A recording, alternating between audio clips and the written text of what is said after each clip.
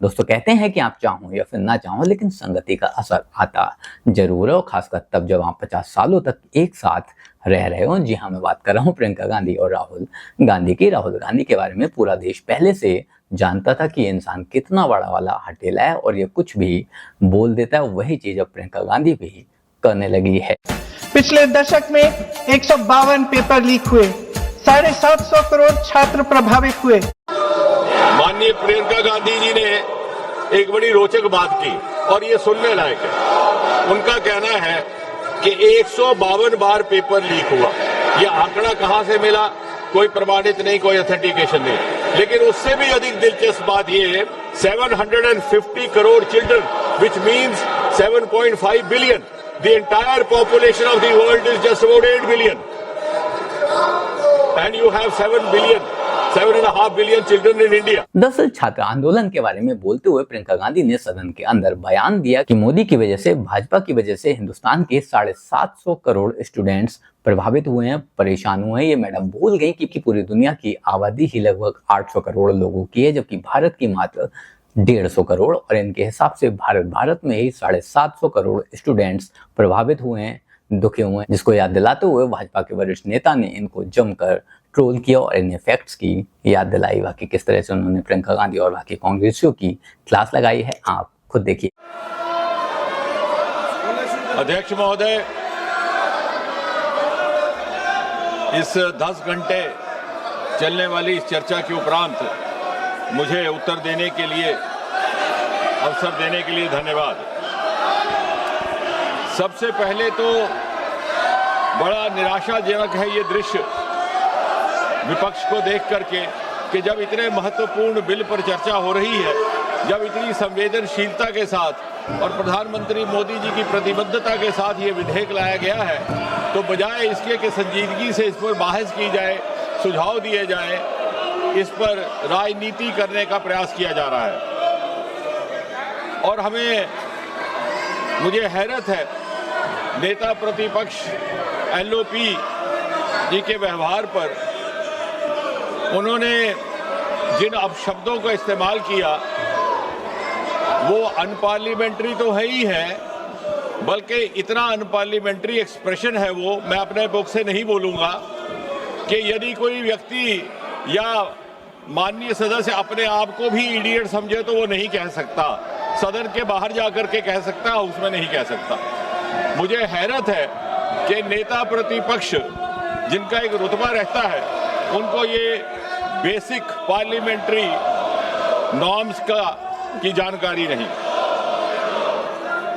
और इसलिए जब वो कहते हैं कि मैं किसी व्यक्ति विशेष के बारे में ये शब्द इस्तेमाल नहीं कर रहा, तो कई बार ये शंका होती है कि क्या वो छात्रों के लिए कर रहे हैं। और अगर ये बच्चे जो हमारा भविष्य भी है, हिंदुस्तान का मुस्तकबिल भी और विकसित भारत के उज्जवल नागरिक भी, यानी उनको अगर इडियट कहा जाए तो इससे और ज्यादा दुर्भाग्यपूर्ण कुछ नहीं। अब ये भी कहा गया, अब इन्होंने एक कहानी सुनाई, तो मैं भी ये कहानी सुनाना चाहता हूं। और ये कहानी है 21 जुलाई की। 21 जुलाई को नेता प्रतिपक्ष नामालूम क्या सोच करके और किस उम्मीद से जाकर के बैठ गए 7 LKM प्रधानमंत्री आवास के फाटक के बाहर। अब नामालूम क्या था मन में। अब मेरा विभाग ऐसा है जो शोध के साथ ताल्लुक रखता है। जब इस पर थोड़ा सा मंथन किया तो ये संभावना लगी कि शायद बहुत ज़माने से इनको ये हसरत सता रही थी कि देश इनको प्रधानमंत्री चुने और 7 LKM में बिठाए। अब इनकी जब वो हसरत पूरी ना हुई तो निराशा और फ्रस्ट्रेशन से हताश होकर के वो प्रधानमंत्री आवास 7 LKM के दरवाजे पर जा बैठे। और फिर जब इनको बड़ी विनम्रता से समझाने का प्रयास किया गया कि ये आपको शोभा नहीं देता, तो इन्होंने कहा कि मुझे उठा लिया जाए। ना चाहते हुए भी जब पुलिस को इनसे ये निवेदन करना पड़ा कि आप हट जाइए, तो बड़े बेगैरत होकर के वहां से निकले। और जैसा कल हमारे एक माननीय सदस्य कह रहे थे, शुरू में तो ये उस आंदोलन के साथ जुड़ने में गुरेज कर रहे थे, इन्हें लगा कि आम आदमी पार्टी का आंदोलन है। लेकिन जब आंदोलन इन्हें लगा कि उठने लगा, तो इन्हें जो माननीय सदस्य कल कह रहे थे, जेन ज़ी की जबान में MIA हो गया। MIA मतलब मिसिंग इन एक्शन, जो हमारे जेन ज़ी की भाषा है। और दूसरा, जैसा कल बताया गया कि FOMO, fear of missing from action, और इसलिए ये जाकर के वहां बैठे। और फिर जब इन्हें उठाया गया, तो जो इन्होंने दृश्य वहां पे दर्शाया अपने उठाए जाने का, तो क्या वो गालिब का शेर है कि बड़े बेगैरत होकर तेरे कूचे से हम निकले, बड़े बेआबरू होकर तेरे कूचे से हम निकले, बहुत निकले मेरे अरमान, लेकिन फिर भी कम निकले। माननीय प्रियंका गांधी जी ने एक बड़ी रोचक बात की, और ये सुनने लायक है। उनका कहना है कि 152 बार पेपर लीक हुआ। ये आंकड़ा कहां से मिला, कोई प्रमाणित नहीं, कोई ऑथेंटिकेशन नहीं। लेकिन उससे भी अधिक दिलचस्प बात ये है, वो कहती हैं कि 150 papers leak, 150 times the paper leak happened which affected 750 crore children. I have verified this from the written script which was there in the parliament last night, where I wanted to actually check on myself. 150 paper leaks affecting 750 crore children, which means 7.5 billion. The entire population of the world is just about 8 billion. And you have 7.5 billion children in India. ना मालूम ये आंकड़ा कहाँ से आया। या तो ये मन गढ़ंत है, या तो ये इसमें शरारत है, और या फिर इसमें इग्नोरेंस है। उन्होंने कहा कि सन 2024 के बाद जब ये एक्ट लगा था, कोई कार्रवाई नहीं हुई। शायद उन्होंने ये अध्ययन नहीं किया कि 52 FIR लग चुके हैं पिछले 2 वर्ष में, जब से ये एक्ट बना, जिसमें से 29 है प्रिवेंशन ऑफ अनफेयर मीन्स और 23 है भारत संहिता के लिए। अगर आप युवाओं की बात करते हैं,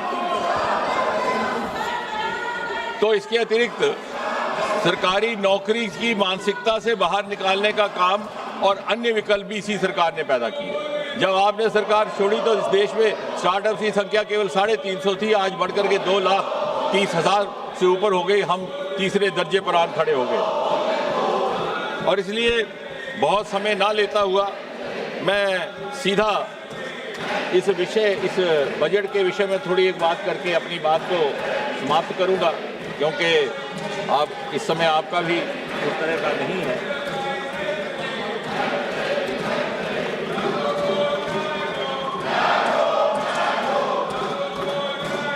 इस बिल की ये खासियत है कि the public examination prevention of unfair means amendment bill 2026, इसकी कुछ एक धाराएं मैंने कल भी व्याख्या की थी।